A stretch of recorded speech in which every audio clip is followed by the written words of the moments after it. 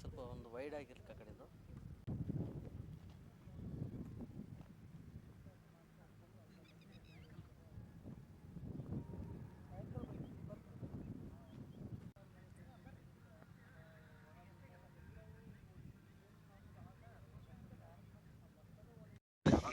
ಮಳೆ ಇಲ್ಲ, ಏನು ಇಲ್ಲ, ಪೂರಾ ಬಿಸಿಲಾಗ್ಯಾದ್ರಿ. ಮೇವು ದನ ಕರಾಗಿಲ್ಲ, ಏನು ಇಲ್ಲ. ನಾವು ಸತ್ತಂಗೆ ಆಗ್ಯಾದ್ರಿ. ಸಾಲ ಸಪ್ತ ಮಾಡಿ ಎಲ್ಲ ಪೂರಾ ಏನಿಲ್ರಿ.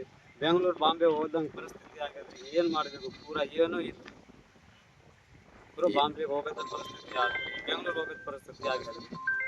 ಏನಾಗ್ತದ ಮಳೆ ಬಂದಿಲ್ಲ ಅಂದ್ರೆ ಹಿಂಗೆ ನಮಗೆ ಏನನ್ನೇ ಪರಿಹಾರ ಕೊಡ್ಬೇಕು ರೀ, ಏನನ್ನೇ ಕೊಡ್ಬೇಕು ರೀ. ನಮಗೆ ಇಲ್ಲ ಅಂದ್ರೆ ಸತ್ತು ಹೋಗ್ತೀವಿ.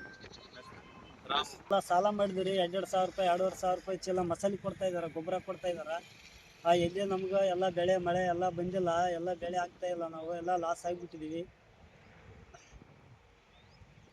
ಎಲ್ಲ ಮಳೆ ಇರಲಾರ್ದ ಮೇಲೆ ಹಾಕ್ಯಂಡು ಸತ್ವಂಗಾಗಿ ಬಿಟ್ಟಿದೆ.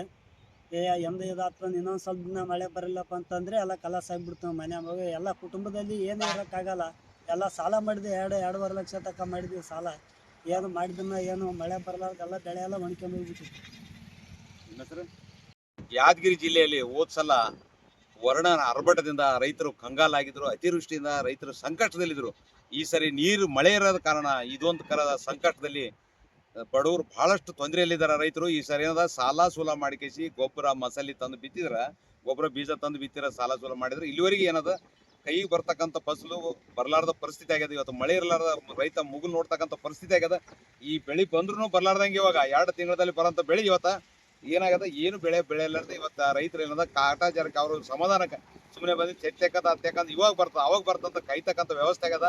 ಮಾನ್ಯ ಮುಖ್ಯಮಂತ್ರಿಗಳು ತಕ್ಷಣ ಎಚ್ಚೆತ್ಕೊಂಡು ಎಕರೆಗೆ 20,000 50,000 ಪರಿಹಾರ ಕೊಡಬೇಕು ಮತ್ತು ಬರಗಾಲ ಅಂತ ಘೋಷಣೆ ಮಾಡಬೇಕು. ದನ ಕರುಗಳಿಗೆ ಮೇವಿನ ವ್ಯವಸ್ಥೆ ಮಾಡಬೇಕು. ಇದು ಮೇವು ತಿನ್ಲಕ್ನಾಗಲ್ಲ. ದನ ಕರುಗಳಿಗೆ ಮೇವು ರೈತರು ಇಲ್ಲಾಂದ್ರೆ ಸಂತೆಯಲ್ಲಿ ದನಗಳನ್ನ ಎತ್ತುಗಳನ್ನ ಅಡ್ಡಕ್ಕೆ ಪಂಚಾರ ಮಾರಿಕೇಸಿ ಕಡಿಮೆ ರೇಟಿಗೆ ಮಾರಿಕೇಸಿ ಬೊಂಬೈ ಮತ್ತು ಬೆಂಗಳೂರಿಗೆ ಮಹಾನಗರಗಳಿಗೆ ಒಟ್ಟಿ ಪಾಡಿಗಾಗಿ ದುಡಿಬೇಕಾಗ್ತದಂತಕ್ಕಂಥದ್ದು ಇದೇ ಸಂದರ್ಭದಲ್ಲಿ ಸರ್ಕಾರಕ್ಕೆ ಎಚ್ಚರಿಕೆ ನೀಡ್ತಿದೆ.